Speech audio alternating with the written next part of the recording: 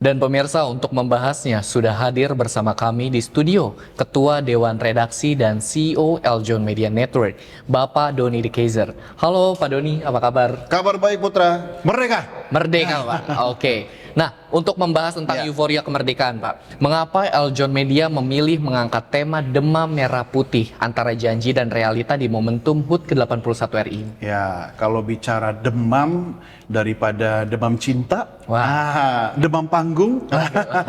Karena memang sekarang lagi bulan Agustus adalah bulan kemerdekaan, kita redaksi memilih mengangkat tema demam merah putih antara janji dan realita di momentum hari ulang tahun ke-81 Republik Indonesia. Kenapa? Ada dua hal Putra. Yang pertama ini kan soal janji, dan yang kedua soal realita. Kita tetap harus fair dong, kita harus adil dong memberitakan kepada penonton, pendengar, kemudian pembaca Eljon Media bahwa kalau kita bicara tentang kemerdekaan kita di tahun ke-81 ini, banyak hal yang sudah dicapai oleh negara kita. Tapi tidak sedikit juga pekerjaan rumah yang harus kita selesaikan.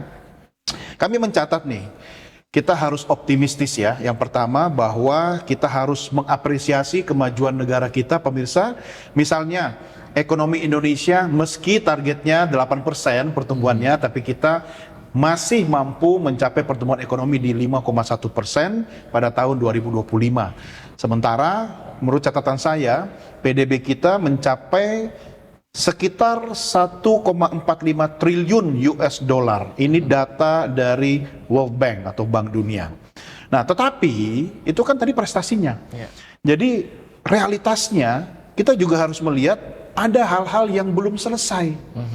Misalnya Bank Dunia itu mencatat, sekali lagi ini data dari Bank Dunia, bukan data dari saya pribadi ya. Angka kemiskinan nasional Indonesia itu masih cukup tinggi, yaitu 9% di tahun 2024. Sementara Gini rasio kita berada di 34,4. Nah, artinya apa? Ini masih jadi PR. Pertumbuhan ekonomi tidak serta-merta kemudian membuat masyarakat kita jadi sejahtera.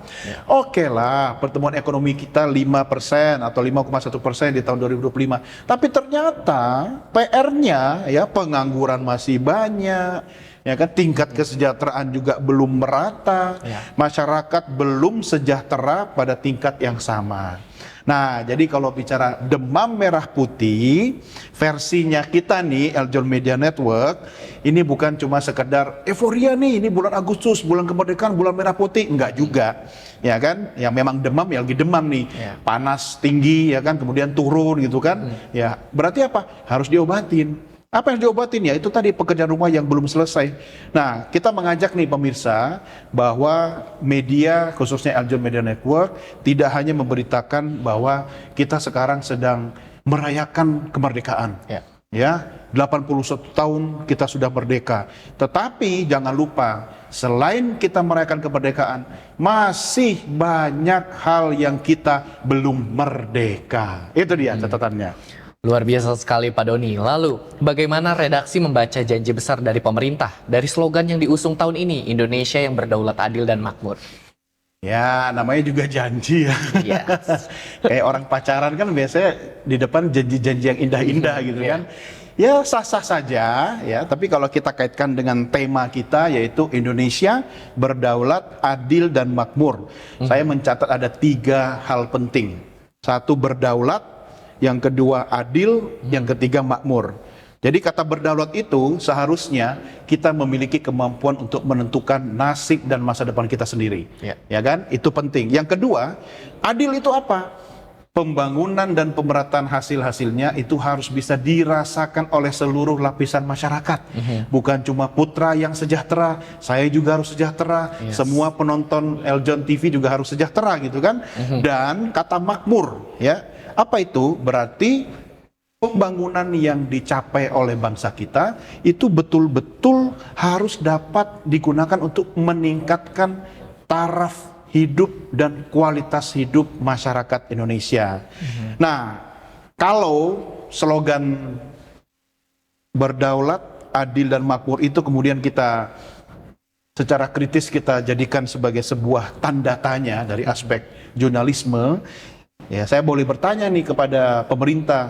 Satu, apakah pertumbuhan ekonomi kita sudah menciptakan lapangan kerja yang berkualitas? Nah, ya kan? Ya. Yang kedua, apakah pembangunan kita sudah merata? Yes. Yang ketiga, bagaimana dengan UMKM misalnya? Apakah mereka sudah dapatkan pendampingan, kesempatan untuk tumbuh dan berkembang? Ya. Dan apakah masyarakat di daerah sudah mendapatkan akses, misalnya akses pendidikan, akses kesehatan, akses kepada ekonomi, ya kan? Dan yang paling penting, karena kita di sektor pariwisata, apakah pertumbuhan pariwisata itu sudah memberikan manfaat langsung kepada masyarakat lokal? Ya kan, yang penting masyarakat di sekitar daerah tujuan wisata, objek wisata itu harus merasakan manfaat. Nah, itu yang bisa kami sampaikan. Iya, betul dan setuju sekali dengan pernyataan Pak Doni. Lalu, apakah dari kacamata media, maksud saya mengkritisi persoalan bangsa merupakan bagian dari merawat kemerdekaan, Pak Doni? Iya dong, kita kalau cinta sama seseorang, bukan berarti kita setuju selalu dengan apa yang dia lakukan kan? Ya, sebagai tanda kecintaan kita kepada Republik yang sudah berusia 81 tahun ini, yaitu kita juga tetap kritis dong. Ya. Kita tetap cerewet, ya. Namanya juga dalam satu rumah pasti ada dong saudara yang bawel, Ya. ya, cerewet gitu kan, ada yang pendiam gitu kan, ya suka nggak suka, ya namanya juga saudara, suka nggak suka pemerintah ya tidak boleh kupingnya panas, Ya. ya kan, jangan kuping tipis. Jadi ya masyarakat itu kalau dia cerewet itu bagian dari tugasnya untuk mengkritisi. Kenapa begitu? Karena kalau kita sebagai media kita cerewet itu ya Putra, dijamin kok oleh Undang-Undang Pers nomor 40 tahun 1999. Ya, kemerdekaan pers merupakan hak asasi warga negara. Dan pers berfungsi, salah satunya nih pemirsa, menjamin hak masyarakat untuk memperoleh informasi. Ya kan?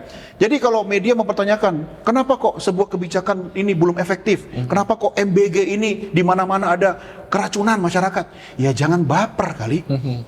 Untung yang kita kritisi adalah MBG makan bergizi gratis. Ya. Coba kalau yang kita kritisi Mas Bahlil ganteng. Waduh. Nanti kan Mas Bahlil komplain sama kita. Iya kan? Ya. Tetapi tentu ada garis yang jelas. Ya, kalau kita kritis kepada pemerintah, kritik kita sampaikan tentu harus berbasis pada data. Yes. Jangan berbasis pada gua nggak suka lah pokoknya. Pokoknya ada gitu. Ya nggak gitu juga kali. Gitu, Put.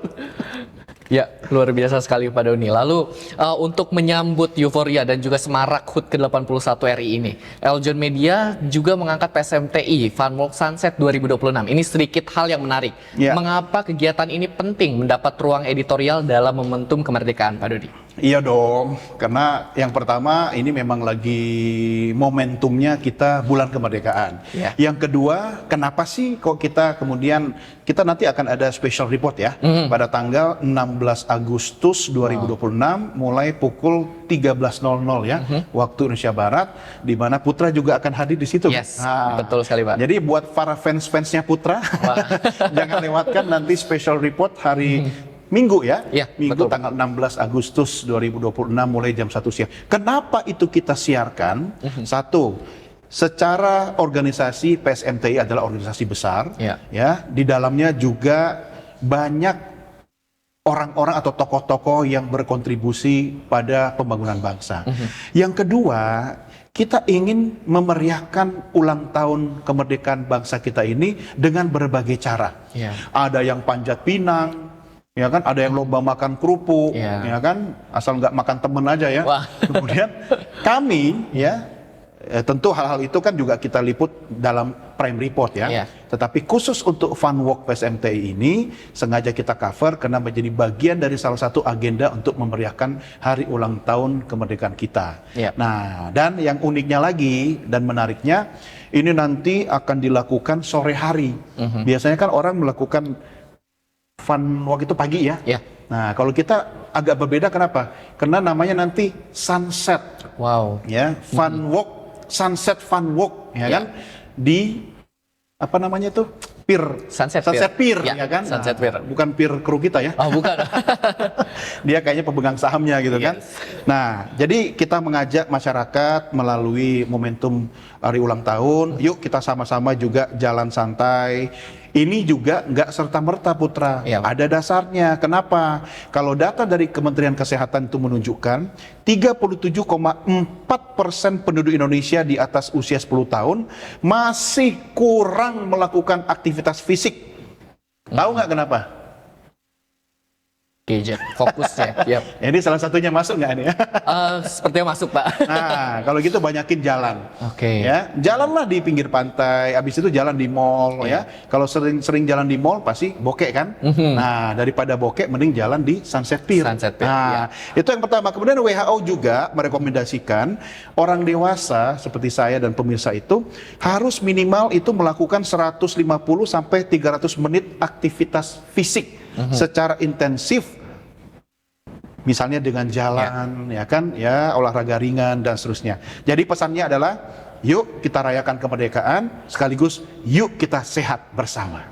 Wow, luar biasa sekali Pak Doni. Lalu untuk mengusung konsep sport tourism yang semakin berkembang ini, apakah kegiatan seperti Funwalk PSMTI nanti bisa menjadi salah satu contoh bahwa perayaan kemerdekaan dapat mendorong gaya hidup sehat dan pariwisata domestik, Pak? Oh iya dong, yang namanya gaya hidup sehat itu harus kita kampanyekan. Ya. Tadi saya sampaikan data dari Kementerian Kesehatan kan 37,4% penduduk Indonesia di atas 10 tahun kurang aktivitas fisik. Ya. Ya, kita jadikan jalan santai itu sebagai gaya hidup.